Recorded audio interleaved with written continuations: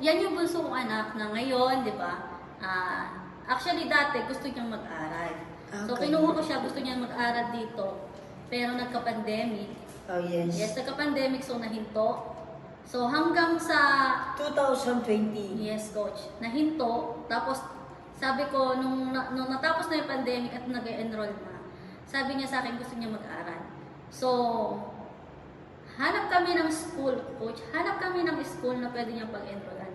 Sabi ko sa kanya, pagka naka-enroll ka, mag-aaral ka. Pagka hindi ka naka-enroll, mag-business ka. Oo, may komisyon. Hanap kami talaga ng school kung saan dito, pero hindi talaga siya, coach, naka-enroll. Oo, kasi ang daming requirements na hinahanap kasi transfer siya. Okay. Yeah. So, hindi siya naka-enroll and then talagang ginawa naman namin lahat pero hindi talaga siya nakapasok. Okay. Kaya, ang nangyari sa kanya, nandito na siya ngayon sa negosyo. Nagdegosyo. Yes. Ilang taon yan? 15 years old. 15 years old. Imagine mo, napakabatang na-open yung mind sa pagninegosyo. Yes. So, anong advantage ng bata pa lang ay natuturuan na yung anak na magnegosyo? So, ang advantage, di ba? So, kung ang anak mo maaga pa lang nagninegosyo, so kumikita na siya ng sarili niyang pera. Yes. Di ba? Hindi na nanggagaling sa iyo yung hihingi niya. Actually, maraming 15 years old na anak na nakaasa pa sa magulang. Yes, tama. Yeah, sa pambili ng mga gamit, pambili ng mga pangsarili, di ba? Hinihingi pa sa magulang. Pero ang kagandahan na nandito siya sa negosyo, di ba? Kumikita siya ng sarili niyang pera and then unti-unti nakikreate yung future niya. Yes. Yes. Unlike sa pagpasok, di ba? Sa pagpasok, enroll ka ng ilang taon, di ba? Sabi nga, elementary, 6 na taon. Tama? High school, 4 na taon. Mag-college ka pa. Saka ka pa lang, pagka-graduate mo ng college at mag-apply ka ng trabaho, saka pa lang kikita ng pera. Yes, coach. Pero dito, aralin mo man siya ng, di ba, 4 years, 5 years, 6 years, pero maganda ka, unti-unti kumikita ka na, hindi ka Yes. tuition fee lang ng tuition fee. Habang inaaral. Yes, and nito na natututo na bata pa lang. Yes. Di ba? Nai-experience na niya na ang ganitong buhay na imagine mo kung yan, bumapasok ka, maybe pwedeng naglalakwatsa pa yan, di ba? Yes. Pwedeng, ay, grabe, mama, may assignment kami. Anong assignment yan, mama? Jejimon.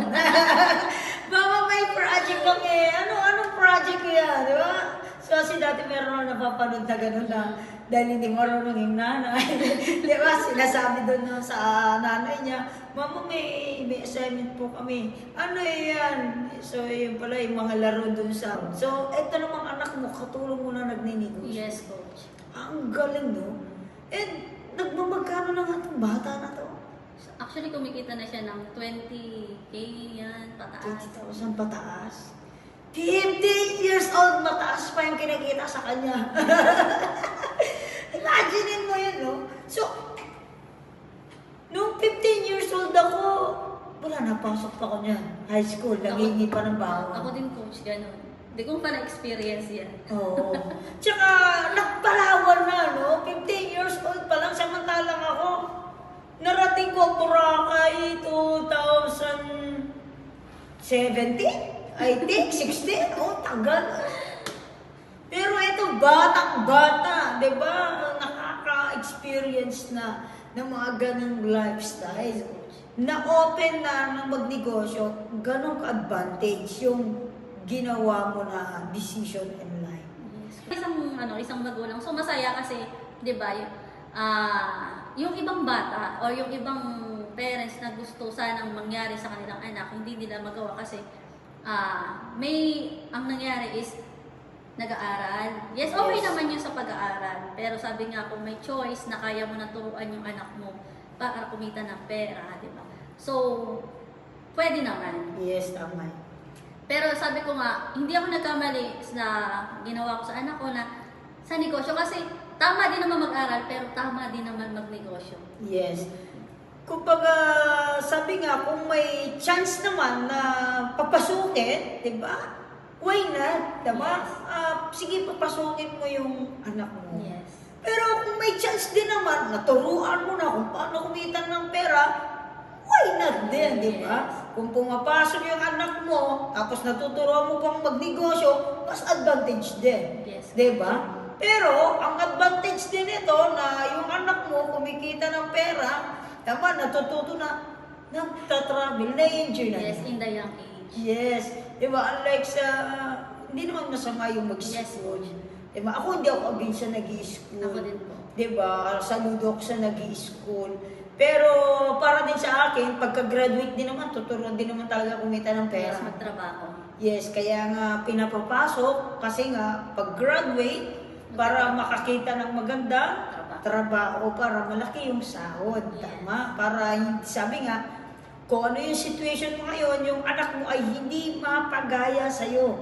Na talagang kakayod talaga ng todo-todo para mabigay sa anak yung gusto. Yes. Pero kung kaya mo naman na turuan ka agad na ito yung gawin mo, magnegosyo ka. Kasi the end of the day, kahit sabi nga, kahit na magtrabaho ka ng hanggang anong age mo, ang dulo pa rin yan, magninegosyo. Yes. Kilala na sobrang tagal na niya nagtrabaho sa factory, and then nag-retired at the age 60. Pero pagdating ng 60, yung retirement pay niya, di ba? Ginamit sa negosyo. Ginamit ng tindahan, nagninegosyo. So, parang ang negosyo, yung sari-sari store na lang. Kasi at the age of 60 kasi, di ba? Dahil yung pera, hindi naman na-manage talaga ng tax. So, dahil the day magninegosyo pa rin Yes. talaga. So, tama na bata pa lang, Nasa negosyo. turuan na magnegosyo. Yes. Kasi sa pag-aaral, yes, para daw sa future, okay naman yun, di ba? Para sa akin kasi sa pagninegosyo, at least at the young age, kinikreate niya na hanggang maaga pa yung future niya. Yes, tama. Kinikreate niya na yung magandang future niya na and then hindi lang para sa kanya, and then para din sa family namin, di ba? Yes. Tsaka sa magiging pamilya Sa din magiging yan. pamilya din niya, pwede niya din ipaman. Hindi ba nasaktan yung feelings mo? Kasi, di ba ikaw, undergrad ka. Tapos, di ba, kasi kalimitan pagka ganyan, di ba? Ako hindi ako nakatapos, kailangan ng anak ko makatapos. So, bakit hindi naging ganun yung mindset mo? Kasi coach, para sa akin, ang daming graduate, ang daming nakagraduate na hindi naman nagagamit yung pinag-aralan. Yes, exactly. Oh, marami akong kakilala na ganyan. Maraming nakagraduate na nasa bahay lang.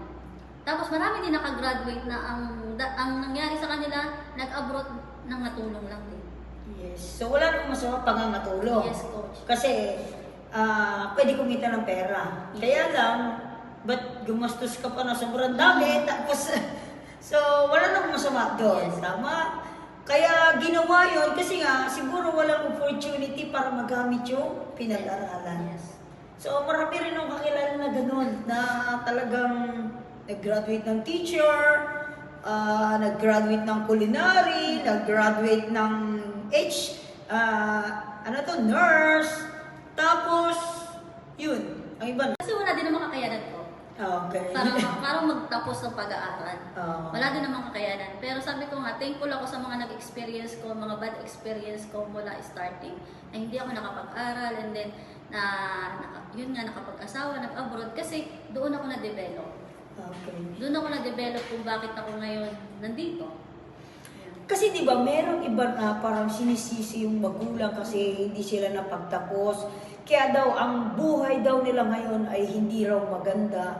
Kasi hindi ako, kung ako pinapasok ng nanay ko, kung napagtapos ako ng nanay ko, ganito, etc. Merong ibang ganon. So, ano yung masasabi mo sa kanila na ganon yung mindset nila? Yun. Para sa akin kasi wala naman sa pinag-aralan.